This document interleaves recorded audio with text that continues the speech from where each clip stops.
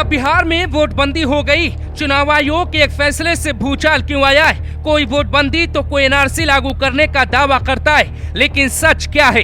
मोदी सरकार विपक्ष और चुनाव आयोग में घमासान मचाए।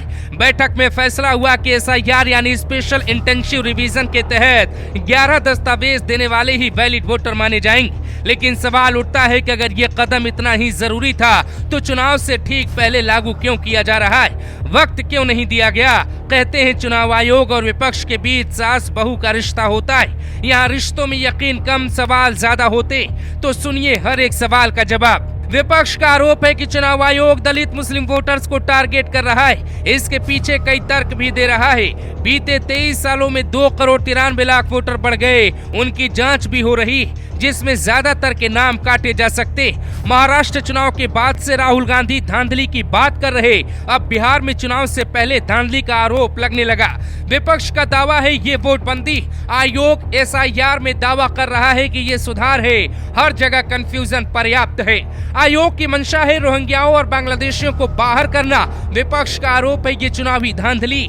बिहार में 28 जिले बाढ़ प्रभावित है, यानी दस्तावेज सबके नहीं हो सकते। फिर क्या वो वोट नहीं दे पाएंगे? 3 करोड़ वोटर्स की फिर से पहचान की जाएगी। बीएलओ पहचान करेंगे। चुनाव से पहले इसकी जरूरत क्यों पड़ी? इंडिया गठबंधन के नेताओं की नींद उड़ी, सरकार चुप है, आयोग जवाब दे रहा है। आयोग ने एक फॉर्म जारी किया है जिसमें ये सभी जानकारी देनी होगी। अपने अलावा पिता की जन्म तिथि, स्थान, माता की जन्म तिथि और निवास प्रमाण पत्र भी दिखाना होगा। क्या ये उस आबादी के लिए संभव है जिसके पास दस्तावेज नहीं, या बाहर रहने वाली आबादी वोटर्स लिस्ट को सही करवाने अपना काम छोड़कर वापस बिहार आएगी? विपक्ष इसी बात पे हैरान है कि दलितों और मुस्लिम धर्म की दलित आबादियों को वोटर लिस्ट से हटाने की एक बड़ी साजिश रची जा रही।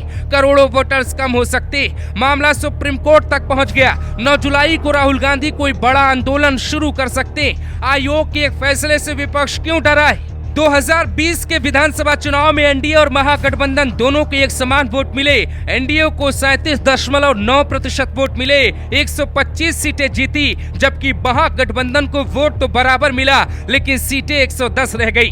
क्या बिहार का चुनाव इस बार विपक्ष जीत सकता है? इसका डर सरकार को सता रहा है, इसीलिए ये फैसला थोपा गया। ये कहानी कुछ और है, वो भी समझाते।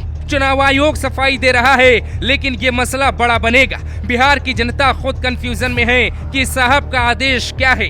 पिछली बार चिराग पासवान ने अकेले दम पे चुनाव लड़ा, 5 से 6% वोट मिले। इस बार चिराग यही राग अलाप रहे हैं कि वो अकेले चुनाव लड़ेंगे। आखिर क्या चल रहा है? नीतीश कुमार का स्वास्थ्य, चुनाव आयोग का नया नियम, तेजस्वी यादव मुखर हो चुके हैं। आज द डिबेट का सबसे बड़ा सवाल, चुनाव आयोग और विपक्ष की सास बहू की लड़ाई में क्या वोटर्स का अधिकार छिन जाएगा? क्या बिहार में एनडीए को हार का डर है, इसीलिए आयोग का फैसला राज्य में थोपा जा रहा है? अगर एसआईआर लागू करना था तो ये चुनाव के ऐन वक्त पहले क्यों नहीं, वक्त क्यों नहीं दिया गया? बिहार में डेमो, बंगाल अभी बाकी, फिर यूपी की तैयारी। सवालों के पीछे का सच क्या है, देखिए द डिबेट में।